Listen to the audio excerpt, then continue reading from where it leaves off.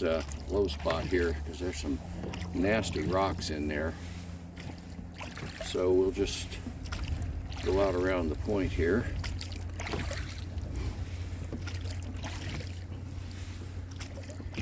Boy, it's a beautiful day. No cloud in the sky. If this wind out of the northwest holds, it'll be nice because we'll have a tailwind coming back down toward the dam here. Don't know what kind of mileage we're going to get in today. We'll just kind of take it as it comes. Last Tuesday I was up here and went to the end of water on the Warm Springs arm. I was able to put in 11 miles. So it would be nice if we could do at least that. With the water up this high, it would be kind of fun to go up to at least the loggers camp, which is 5.5 miles up Dry Creek here.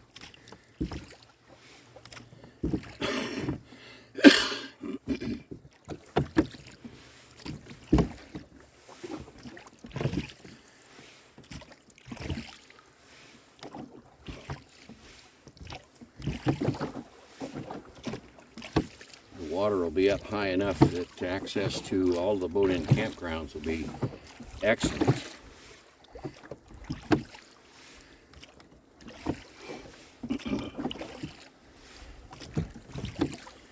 All right.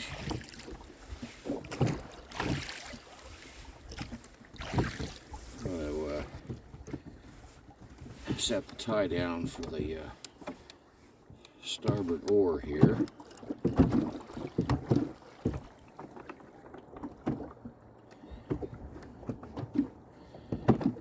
I've lost an oar over the side before. I was fortunate. I was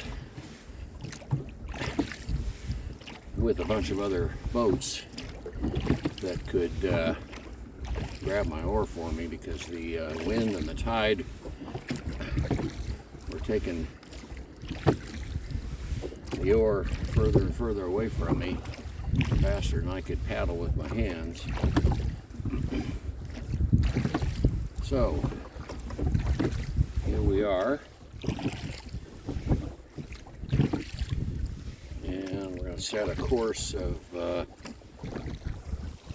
285 magnetic, which will clear that point on the south westerly shore of the lake behind me there.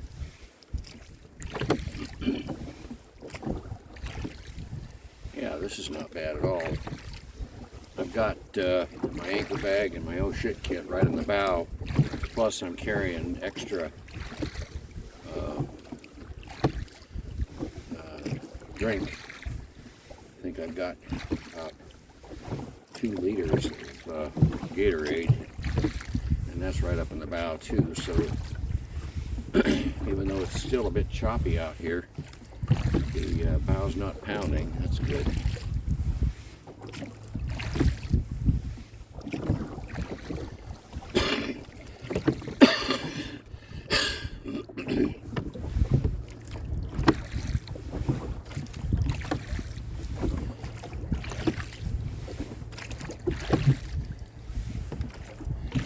I'd turn the cell phone camera around, but the sun is still low enough and almost directly behind us.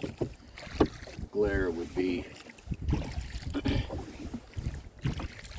probably annoying, looking right into it as it would be. So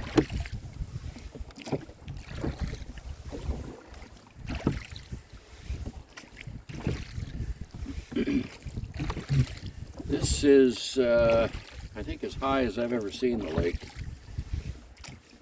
Certainly the highest it's ever been that I've been on it. When I first started coming up here in about 1992, I'd bring my Lido 14 sailboat up and go go sailing here, just on the dry creek arm. I never went more than about 2 miles up the lake. The wind tends to be concentrated either mostly straight up or straight down this dry creek arm. So if there's any wind at all, sailing is quite nice. And the ripples in the hillsides provide some interesting shifts for upwind work.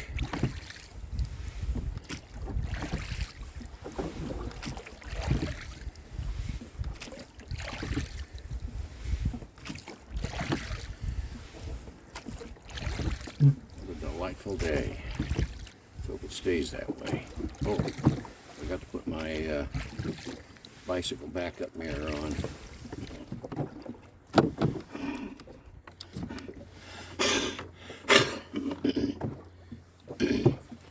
There's still a fair amount of trash in the water, logs and sticks and stuff from all the heavy runoff. And the rear view mirror I've got posted on the staff here in the stern thwart. Well, the jacket blocks the view, so it's warm enough. Off comes the jacket.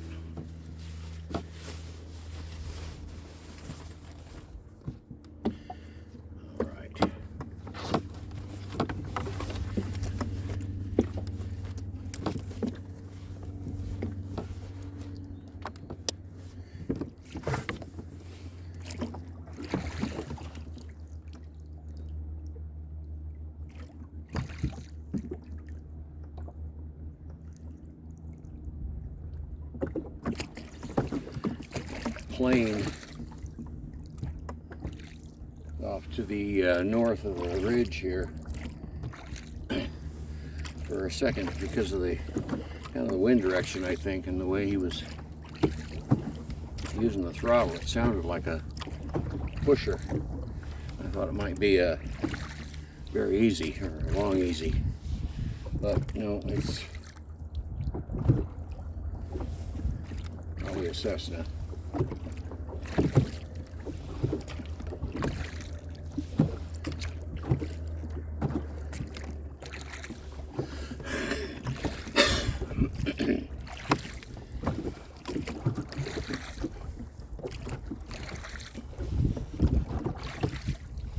Get down to business here and pay attention to where we're going.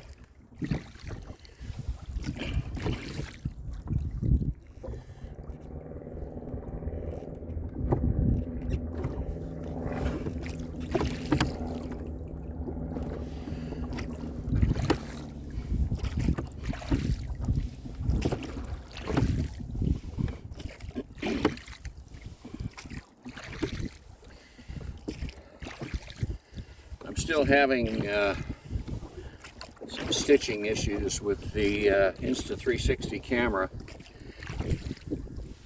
and I'm thinking that I can't really remember, I might have dropped it early on, maybe after the first 2 times I used it, something like that.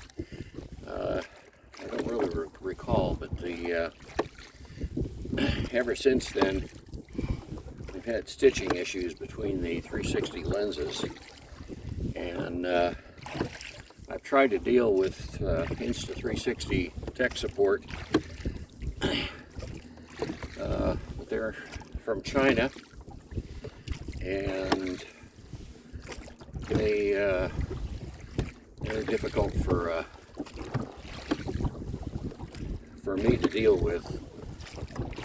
They keep wanting me to post films for them so they can analyze them, and I do that, and they say they can't look at them, they can't see them, and to post them someplace else on the cloud. And I go to the cloud, and the cloud is, at least for me, not intuitive. So I'm considering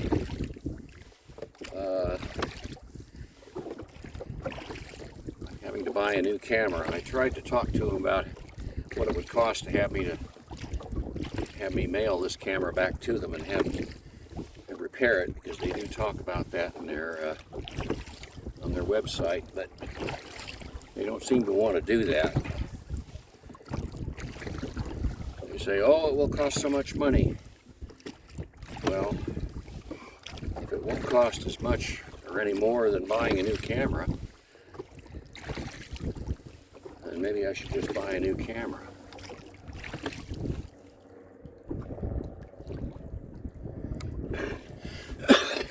Because I would very much like to have some really faultless stitching for putting these videos online. Well, the wind had died off, and now it's picked up just a bit. There were no whitecaps at all when we left the dock, and now I'm seeing just a few scattered here and there.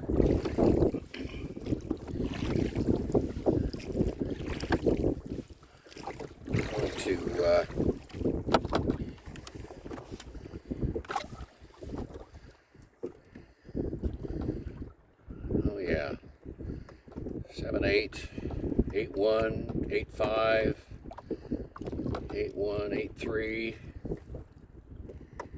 8.4, 7.4. Yeah, it's gusting up over 8 miles an hour. So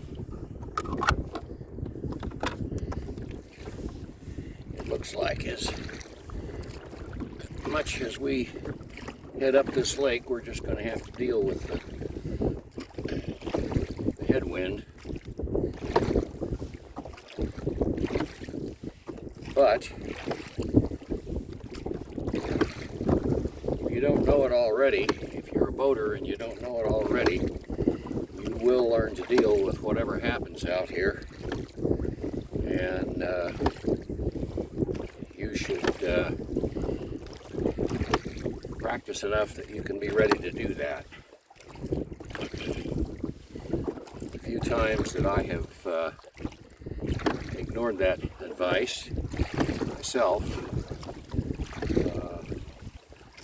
it's gotten me in trouble. So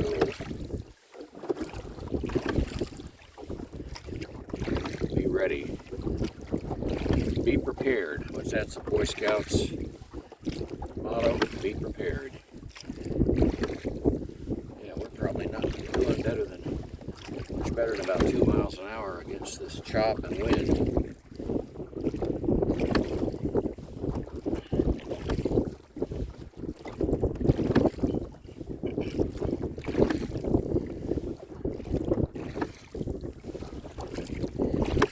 What I will do if it keeps up like this is we'll try and go up here 2 miles, which will get us up in the vicinity of Broken Bridge Camp, and then we'll turn around and enjoy the sleigh ride back down the lake, and we'll head up the Warm Springs Arm again. It's more protected, and there will be stiff breezes here and there along the lake. It tends to be easier to deal with. Yeah, there are more whitecaps now than there were when I came across the bridge this morning.